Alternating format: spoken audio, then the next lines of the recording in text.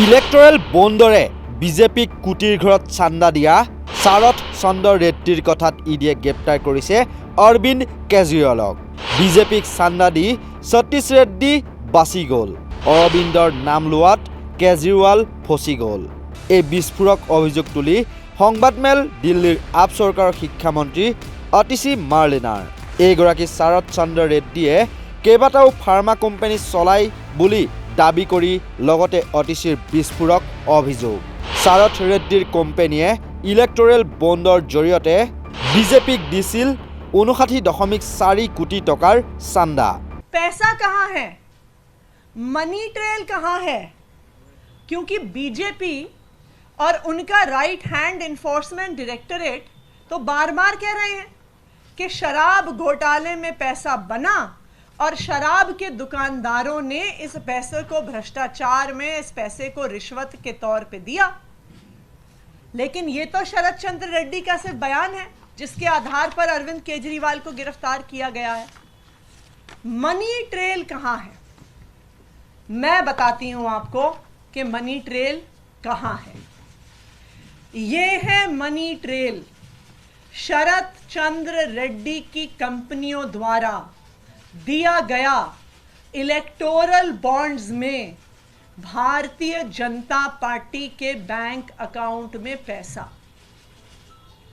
आज ये money trail पूरे देश के सामने आ गई है कि शरद चंद्र रेड्डी, औरोबिंदो फार्मा का मालिक, एपीएल हेल्थकेयर का मालिक, यूजिया फार्मा का मालिक, शराब का कारोबारी, उसने 4.5 करोड़ रुपए के इलेक्टोरल बॉन्ड्स दिए एक्साइज पॉलिसी के बनने के दौरान भारतीय जनता पार्टी को। उसके बाद गिरफ्तार होने के बाद 55 करोड़ रुपए के इलेक्टोरल बॉन्ड्स दिए भारतीय जनता पार्टी को।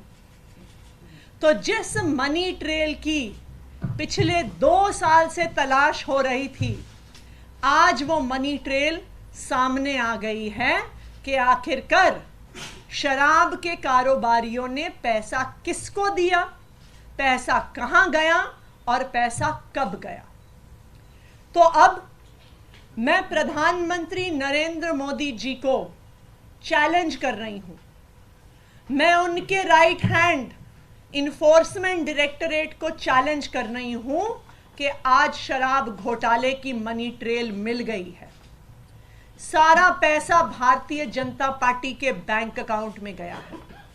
तो enforcement directorate Bharatiya Janata party को आरोपी बनाए और enforcement directorate Bharatiya Janata party के राष्ट्रीय अध्यक्ष जेपी नड्डा को गिरफ्तार करे, क्योंकि अब पहली बार एक्साइज पॉलिसी के मामले में आधिकारिक मनी ट्रेल सामने आ गया है और ये मनी ट्रेल सीधा शराब के कारोबारियों से भारतीय जनता पार्टी के बैंक अकाउंट में गया है।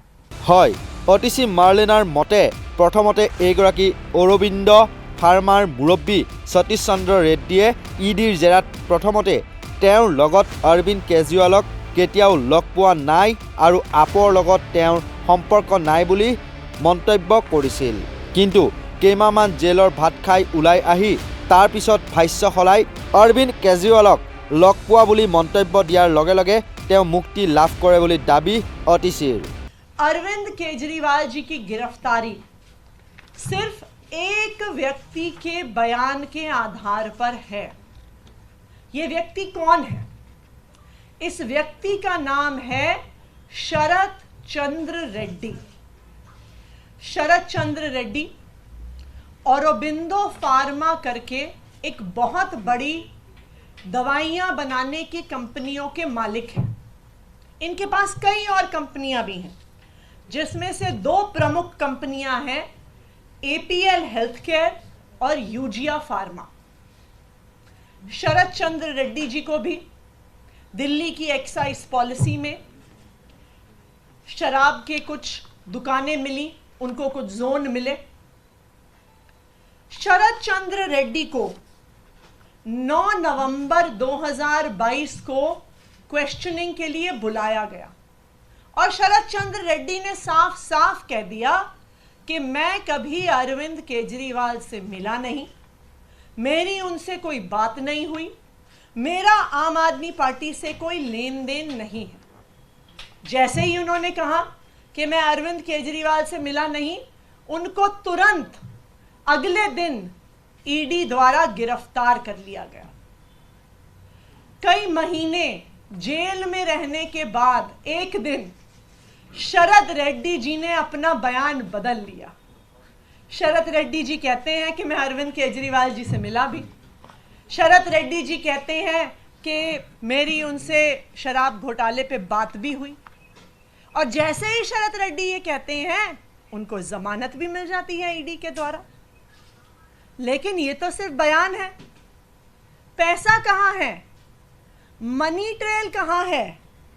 क्योंकि बीजेपी और उनका राइट हैंड इन्फोर्समेंट डायरेक्टरेट तो बार बार कह रहे हैं कि शराब घोटाले में पैसा बना और शराब के दुकानदारों ने इस पैसे को भ्रष्टाचार में, इस पैसे को रिश्वत के तौर पे दिया।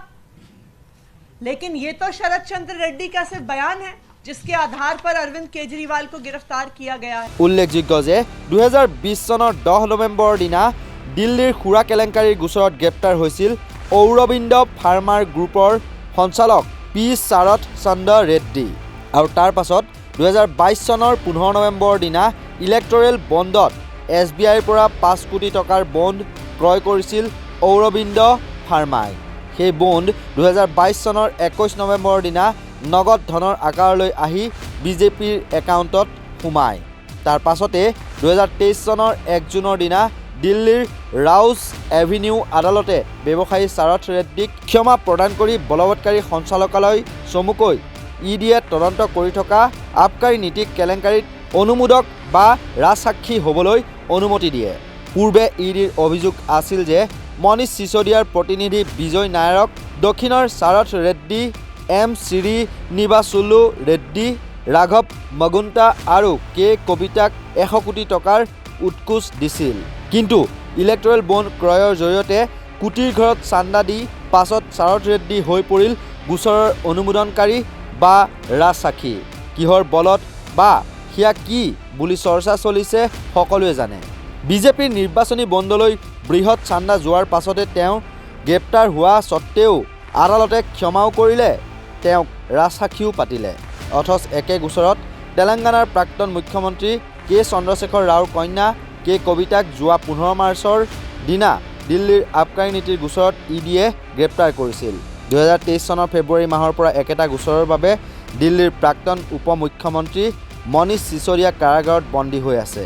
শেহতীয়াকৈ ইডিয়ে অসাংবিধানিকভাৱে হ'লেও বা নিয়ম কানুন নামানিও গ্ৰেপ্তাৰ কৰিলে অৰবিন্দ কেজৰিৱালক। কিন্তু নিৰ্বাচনী বণ্ডৰ জৰিয়তে বিজেপিলৈ কোটিৰ ঘৰত চান্দা আগবঢ়াই আজি মুকলি আকাশৰ তলত পি শাৰদ চন্দ্ৰ ৰেড্ডী। ভিডিঅ' এডিটৰ ৱাৰীৰ সহযোগত কল্পজ্যোতি শইকীয়াৰ প্ৰতিবেদন, নৰ্থ ইষ্ট নাও।